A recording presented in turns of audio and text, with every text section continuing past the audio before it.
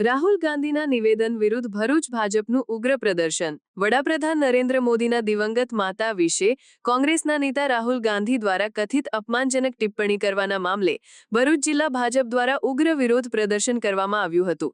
ભરૂચ શહેરના પાંચબત્તી વિસ્તારમાં મોટી સંખ્યામાં એકત્ર થયેલા ભાજપના કાર્યકરોએ રાહુલ ગાંધીના પુતળાનું દહન કરીને પોતાનો રોષ વ્યક્ત કર્યો હતો। આ વિરોધ પ્રદર્શન દરમિયાન રાહુલ ગાંધી માફી માંગે અને રાહુલ ગાંધી હાય હાય જેવા સૂત્રોચ્ચાર કરવામાં આવ્યા હતા, જેનાથી સમગ્ર વિસ્તારમાં તંગદિલીનો માહોલ જોવા મળ્યો હતો।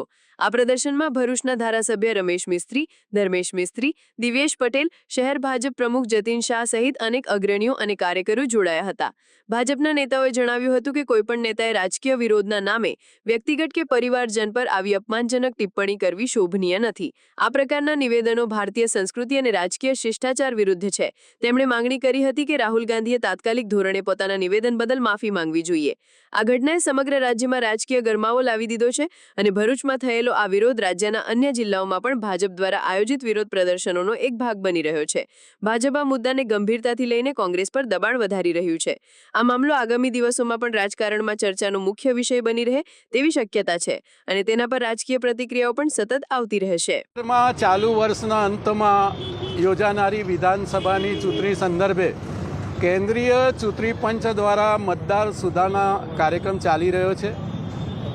આ કાર્યક્રમ અંતર્ગત બિહારમાં અને બિહારના સીમાવર્તી જિલ્લાઓમાં જે ઘૂસણખોરો છે એ મતદાર યાદીમાંથી બહાર ન નીકળી જાય એટલા માટે ઘૂસણખોર બચાવ યાત્રા કોંગ્રેસ અને આરજેડીના નેતૃત્વમાં બિહારમાં ચાલી રહી છે। આ યાત્રા દરમિયાનના એક કાર્યક્રમમાં કોંગ્રેસ અને આરજેડીના કાર્યકર્તાઓ દ્વારા પ્રધાનમંત્રી નરેન્દ્રભાઈ મોદી અને એમના માતૃશ્રી માટે અભદ્ર ભાષાનો ઉપયોગ કરવામાં આવ્યો છે। આનો વિરોધ સમગ્ર દેશની જનતા કરી રહી છે। ભારતીય જનતા પાર્ટી પણ વિવિધ કાર્યક્રમો કરી રહી છે।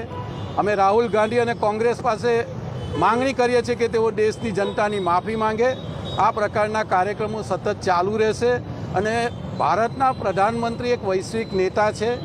25 કરતાં વધારે દેશોના રાષ્ટ્રાધ્યક્ષોએ એમને હાઈએસ્ટ સિવિલિયન એવોર્ડ આપ્યો છે। આવા એક પ્રતિષ્ઠિત અને વૈશ્વિક નેતા નરેન્દ્રભાઈ માટે આ પ્રકારની ભાષા બોલે એ અશોભનીય છે।